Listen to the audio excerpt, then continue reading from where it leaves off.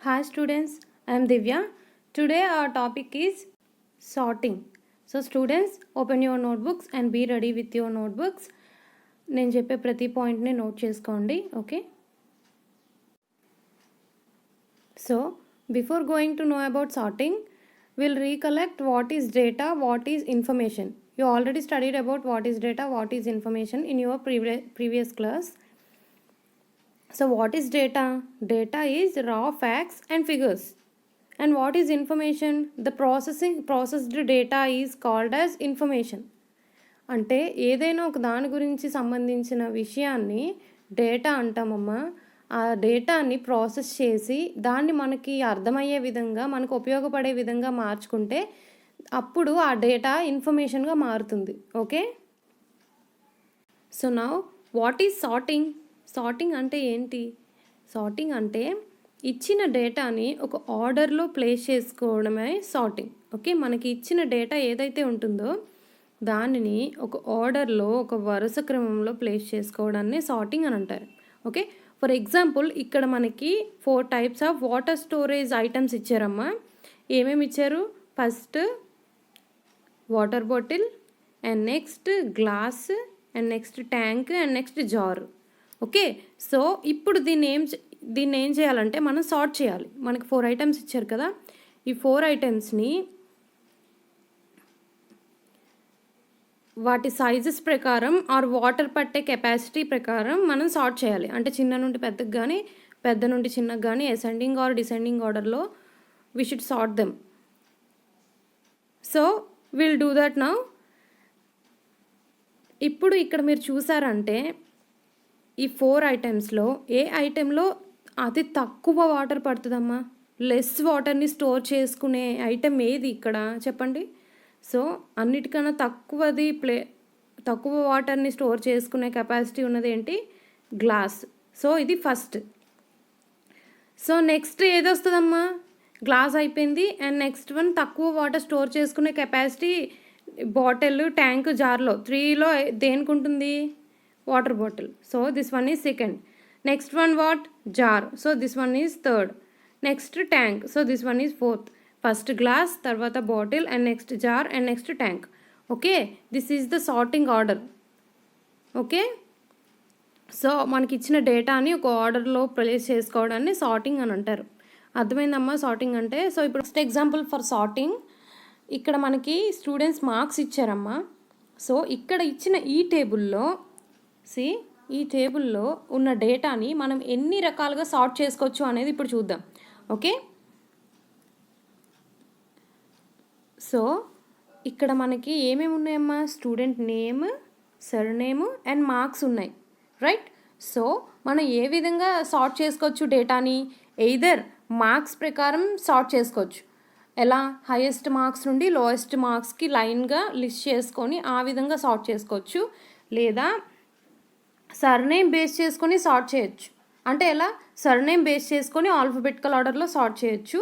Or else name base చేసుకొని alphabetical ఆర్డర్లో sort చేసుకోవచ్చు. సో 3 typesలో మనం ఇక్కడ ఉన్న ఇన్ఫర్మేషన్ని సార్ట్ చేసుకోవచ్చు. ఫర్ ఎగ్జాంపుల్ ఫస్ట్ మార్క్స్ని బేస్ చేసుకొని ఎలా సార్ట్ చేసుకుంటే అది లిస్ట్ ఎలా మనకి ప్రిపేర్ అవుతుంది అనేది చూద్దాము. ఓకే, సో మనం ఎట్లా అసెండింగ్ ఆర్డర్లో మనం సార్ట్ చేసుకుందామమ్మా లిస్ట్ని. అంటే చిన్న నుండి పెద్దకి. ఓకే, తక్కువ మార్క్స్ నుండి హైయెస్ట్ మార్క్స్కి లిస్ట్ని సార్ట్ చేసుకుందాం. దాని ప్రకారం ఒకవేళ చేసుకుంటే ఇక్కడ మనకి ఫస్ట్ ఎవరి మార్క్స్ వస్తాయమ్మా? లీస్ట్ నుండి హైయెస్ట్ చూసుకుంటే ఫస్ట్ చూడండి. సో ఇది లోయెస్ట్ మార్క్స్ ఇది. సో ఫస్ట్ ఎవరు? విక్రాంత్ అనేది ఫస్ట్ లిస్ట్లో ఫస్ట్ నేమ్ వస్తుంది. సో నెక్స్ట్ ఎవరమ్మా? నెక్స్ట్ చూడండి, నెక్స్ట్ 67.28తో సెకండ్ ప్లేస్ ఎవరు? Shashidhar. Okay, who is next one?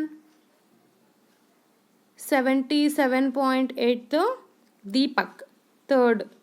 Okay, next 78తో Shraddha, fourth. And next 78.9 Malini, fifth. And next 81.25 Anantha 6th place. And next 84.9 Binay 7th one. Next 85.7 Vijaya 8th place. Next 88.4 Sinu 9th place. And next Radhika 96 10th place. Okay, ఈ విధంగా మనం ఏం చేసాం, ఇప్పుడు 1 నుండి 10 least marks నుండి highest మార్క్స్కి లిస్ట్ని ప్రిపేర్ చేసాం. సో మీరు ఏం చేస్తారంటే నోట్స్లో ఒక టేబుల్ నోట్ చేసి ఈ టేబుల్లో ఉన్న డేటా అంతటిని నోట్ చేసుకొని ఒక ఎంటీ టేబుల్ తీసుకొని మళ్ళీ మీరు ఈ మార్క్స్ ప్రకారం మనం ఎలా అయితే డేటాని సార్ట్ చేసామో లోయెస్ట్ మార్క్స్ నుండి హైయెస్ట్ మార్క్స్కి మీరు ఒక టేబుల్ ప్రిపేర్ చేసి అందులో లైన్గా రాయండి. ఫస్ట్ ఎవరు వస్తారమ్మా, దాని ప్రకారం విక్రాంత్ వస్తాడు 42.4తో. అండ్ నెక్స్ట్ ఎవరు, శశిధర్ సెకండ్. సో ఆ విధంగా మీరు ఒక లిస్ట్ ప్రిపేర్ చేయండి. ఓకే, మీ నోట్స్లో నోట్ చేయండి. సో మార్క్స్ బేస్ చేసుకొని మనకి ఇచ్చిన డేటాని ఎలా సార్ట్ చేయాలి అనేది నేను చెప్పాను కదమ్మా. సో ఇప్పుడు మీరేం చేస్తారు అంటే ఆల్ఫబెటికల్ ఆర్డర్లో ఇక్కడున్న డేటాని సార్ట్ చేయండి. ఓకే, ఆల్ఫబెటికల్ ఆర్డర్లో డేటాని సార్ట్ చేసి ఒక టేబుల్ ప్రిపేర్ చేయండి. ఎలా అంటే నేమ్ బేస్ చేసుకొని ఆల్ఫబెటికల్ ఆర్డర్లో డేటాని సార్ట్ చేయండి. Okay, so next will know about sorting algorithm. Okay, డేటాని సార్ట్ చేసేటప్పుడు ఎట్లా మనం మెథడ్ అనేది ఫాలో అవ్వాలి అనేది ఈ సార్టింగ్ అల్గోరిథంలో మనం నేర్చుకోవచ్చమ్మా. ఓకే, బేసికల్లీ అల్గోరిథం అంటే ఏంటి? What is algorithm? Algorithm is a step by step procedure to solve A problem. ఏదైనా ఒక ప్రాబ్లమ్ని సాల్వ్ చేయడానికి స్టెప్ బై స్టెప్ ప్రొసీజర్నే అల్గోరిథం అని అంటాం. సో ఇక్కడ మన ప్రాబ్లం ఏంటి? డేటాని సార్ట్ చేయడం, రైట్? సో ఆ డేటాని సార్ట్ చేయడానికి యూజ్ చేసే అల్గోరిథంనే మనం సార్టింగ్ అల్గోరిథం అని అన్నాం. ఓకే, సో ఈ సార్టింగ్ అల్గోరిథంలో మెయిన్ థింగ్ ఏంటంటే ఎక్స్చేంజ్ స్టెప్. ఓకే, మనకిచ్చిన డేటాని ఎక్స్చేంజ్ స్టెప్ యూజ్ చేసి ఎలా సార్ట్ చేయాలి అనేది సార్టింగ్ అల్గోరిథంలో మనం నేర్చుకోవచ్చు. ఓకే, ఇందులో మనకి మెయిన్ థింగ్ ఏంటంటే కంపారిజన్. మనకు సార్ట్ చేసేటప్పుడు మెయిన్ థింగ్ ఏంటంటే కంపేర్ చేస్తామమ్మా. ఓకే, సో ఇక్కడ మనకి మీరు చూసారంటే 6 బబుల్స్ ఇచ్చారు కదమ్మా. ప్రతి బబుల్లో ఒక నెంబర్ అనేది ఉంది, రైట్? ఎవ్రీ బబుల్లో ఒక నెంబర్ ఉంది. సో మనం చేయాల్సింది ఏంటంటే సార్టింగ్ అల్గోరిథం యూజ్ చేసి ఇప్పుడు ఇక్కడ ఉన్న ఈ నెంబర్ బబుల్స్ని ఏ విధంగా సార్ట్ చేయొచ్చు అనేది నేర్చుకుందాం. సో ఇప్పుడు మనకిచ్చిన ఆ నెంబర్ బబుల్స్ని ఏ విధంగా సార్ట్ చేయొచ్చు అనేది ఇప్పుడు చూద్దాము.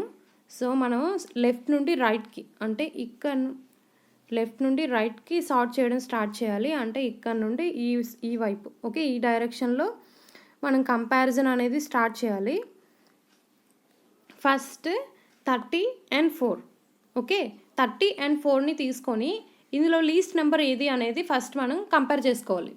లీస్ట్ నెంబర్ ఏదైతే ఉందో దాన్ని మనం ఏం చేయాలి, ఫ్రంట్కి స్వాప్ చేసుకోవాలి. ఓకే, ఒకవేళ బ్యాక్ను ఉంటే కనుక దాన్ని ఫ్రంట్కి స్వీప్ చేసుకోవాలి.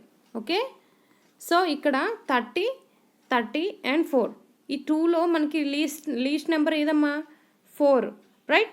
సో ఇక్కడ నెక్స్ట్ స్టెప్లో ఏమైంది, ఈ 4ని ఇటు స్వీప్ చేశారు అండ్ 30 హైయెస్ట్ నెంబర్ కాబట్టి 30ని రైట్ సైడ్ స్వీప్ చేశారు. ఓకే, సో నెక్స్ట్ స్టెప్కి వెళ్దాము. ఈ నెక్స్ట్ స్టెప్లో ఏం చేశారు, 30ని and 26ని కంపేర్ చేశారు. ఓకే, 30ని 26ని కంపేర్ చేస్తే లీస్ట్ నెంబర్ ఏదమ్మా 26. సో 26 ఏమైంది, లెఫ్ట్ సైడ్ దీన్ని స్వీప్ చేశారు అండ్ 30ని దాని ప్లేస్లోకి పంపించారు. ఓకే, అండ్ నెక్స్ట్ స్టెప్లో 30 థర్డ్ ప్లేస్లోకి వచ్చింది కదమ్మా. సో 30ని 12ని కంపేర్ చేయాలి. ఓకే, సో 12 and 30లో లీస్ట్ నెంబర్ ఏది 12. సో 12ని మళ్ళీ అగైన్ లెఫ్ట్ సైడ్ స్వీప్ చేశారు అండ్ 30 12 పొజిషన్లోకి వెళ్ళింది. ఓకే, సో ఈ విధంగా మనం కంపేర్ చేస్తూ స్వీప్ చేస్తూ ఉండాలి. సో నెక్స్ట్ స్టెప్లో నెక్స్ట్ స్టెప్లో చూడండి 30ని 12ని కంపేర్ చేసేసాం కదమ్మా. సో నెక్స్ట్ 30ని 18ని కంపేర్ చేయండి. సో లీస్ట్ నెంబర్ ఏది 30 అండ్ 18లో 18 లీస్ట్ నెంబర్. సో దాని లెఫ్ట్ సైడ్ మూవ్ చేసాము అండ్ 30 రైట్ సైడ్ మూవ్ అయింది. అండ్ నెక్స్ట్ స్టెప్లో 30ని 6ని కంపేర్ చేశారు. ఓకే, సో లీస్ట్ నెంబర్ 6 కాబట్టి 6 అనేది లెఫ్ట్ సైడ్ని స్వీప్ చేసాం అండ్ 30 అనేది రైట్ సైడ్ స్వీప్ అయింది. ఓకే, సో ఇది sweep 1 and next sweep 2. So first నుండి మళ్ళీ కంపారిజన్ స్టార్ట్ చేయాలమ్మా. 4 అండ్ 26 కంపేర్ చేస్తే లీస్ట్ నెంబర్ ఏది 4 లీస్ట్ నెంబర్. సో ఇంకా దీన్ని లెఫ్ట్ సైడ్ స్వీప్ చేయడానికి మనకి ఫ్రంట్లో నెంబర్స్ ఏం లేవు. సో యాజ్ ఇట్ ఈస్గా 4ని 4 ప్లేస్లో అండ్ 26ని 26 ప్లేస్లో ఉంచేసాం.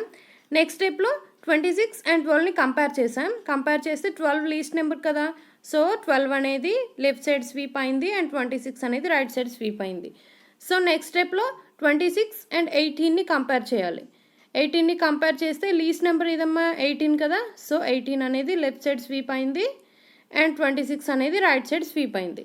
ఓకే, సో నెక్స్ట్ 26 అండ్ 6ని కంపేర్ చేస్తే 6 లీస్ట్ నెంబర్ కాబట్టి 6 అనేది లెఫ్ట్ సైడ్ స్వీప్ అయింది అండ్ 26 అనేది రైట్ సైడ్ స్వీప్ అయింది. ఓకే, సో నెక్స్ట్ స్టెప్లో 26 అండ్ 30ని కంపేర్ చేస్తే 26 లీస్ట్ నెంబర్ కాబట్టి ఇది ఆల్రెడీ మనం స్వీప్ చేసేసాం. సో ఈ రెండింటిని ఇంకా స్వీప్ చేయాల్సిన పని లేదు కాబట్టి యాజ్ ఇట్ ఈస్గా ఆ నెంబర్స్ని రాసేసాం. ఓకే, సో ఇది స్వీప్ 2. So sweep 3. స్వీప్ 3లో ఏంటి 4 ఫస్ట్ 4 అండ్ 12ని కంపేర్ చేయాలి. 4 అండ్ 12 సో 4 లీస్ట్ నెంబర్ అదే లెఫ్ట్ సైడ్లో ఉంది కాబట్టి ఇంకా మనం స్వీప్ చేయాల్సిన నెసెసిటీ లేదు. సో 4 అండ్ 12ని యాజ్ ఇట్ ఈస్గా ప్లేస్ చేసాము.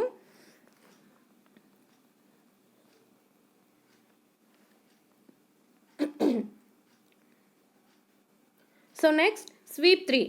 స్వీప్ 3లో అగైన్ మనం ఫస్ట్ నెంబర్ అండ్ సెకండ్ నెంబర్ని కంపేర్ చేస్తే 4 అండ్ 12. 4 అండ్ 12లో 4 least number and 12 highest number.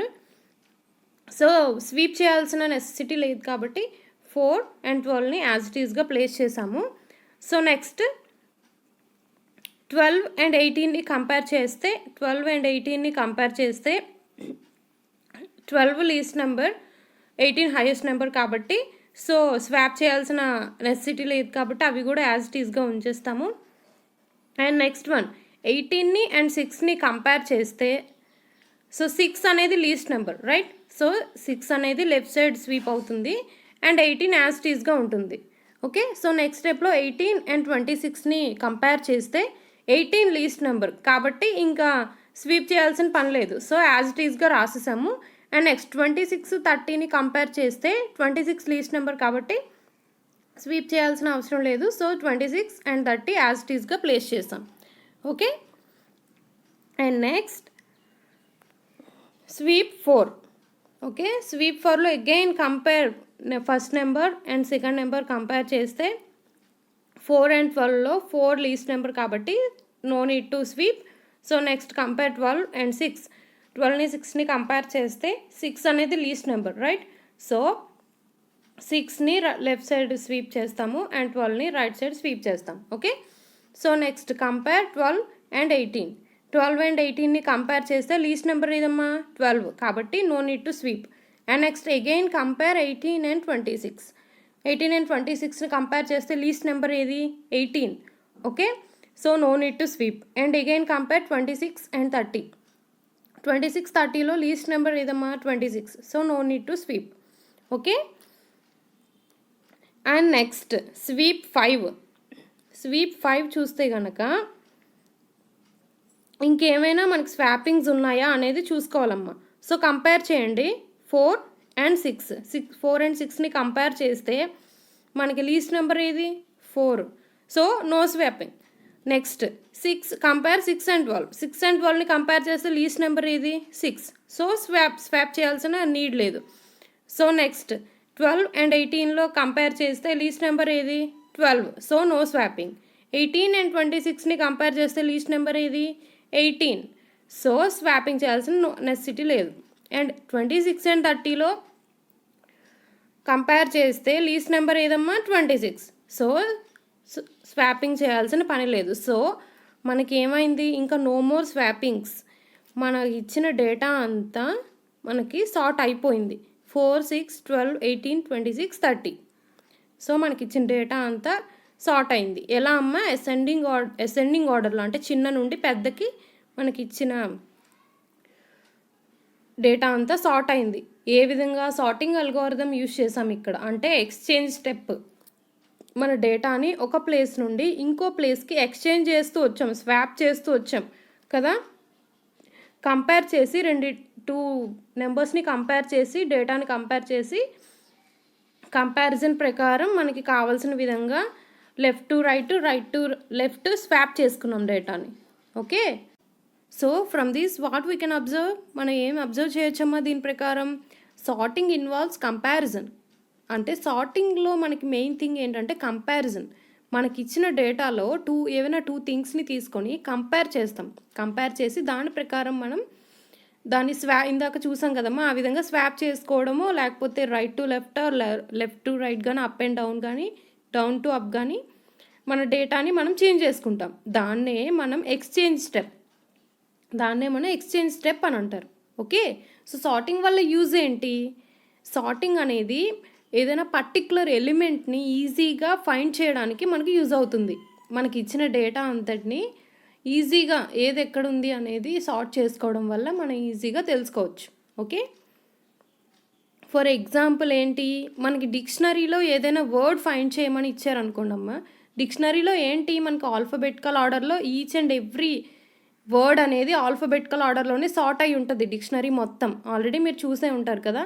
మనకి ఏదైనా వర్డ్ ఫైండ్ చేయాలి అనుకుంటే ఎలా ఫైండ్ చేస్తాం డిక్షనరీలో? ఫస్ట్ ఆ ఆల్ఫాబెట్తో ఉన్న మనకి ఏ వర్డ్ అయితే ఇచ్చారో ఆ వర్డ్ ఫస్ట్ ఆల్ఫాబెట్ చూసి ఆ వర్డ్స్ని ఓపెన్ చేస్తాం ఫస్ట్. సో దాని ప్రకారం మనం ఫైండ్ చేయడం స్టార్ట్ చేస్తాం. ఇఫ్ ఇన్ కేస్ ఒకవేళ డిక్షనరీలో కనుక డేటా అనేది ఆల్ఫాబెటికల్ ఆర్డర్లో సార్ట్ అయ్యి లేకుండా కంప్లీట్గా క్లమ్జీగా ఉంటే అప్పుడు మనం ఎలా ఫైండ్ చేస్తాం వర్డ్ని? అది చాలా డిఫికల్ట్ కదా, చాలా డిఫికల్ట్. ఆ వర్డ్ని ఫైండ్ చేయడం అనేది అంత పెద్ద డిక్షనరీలో మనకి చాలా డిఫికల్ట్ థింగ్. సో సార్టింగ్ వల్ల మనకి యూజ్ ఏంటి, మన పని అనేది చాలా ఈజీ అయిపోతుంది, చాలా సింపుల్గా మన వర్క్ అనేది కంప్లీట్ అవుతుంది. ఓకే, డేటాని ఈజీగా ప్రాసెస్ చేసుకోవచ్చు, ఈజీగా ఫైండ్ చేసుకోవచ్చు సార్టింగ్ వల్ల. ఓకే, సార్టింగ్ టాపిక్ అర్థమైంది కదమ్మా. So I'll give you assessment, మీరు అసెస్మెంట్ని ప్రాక్టీస్ చేయండి. Okay, take care, thank you.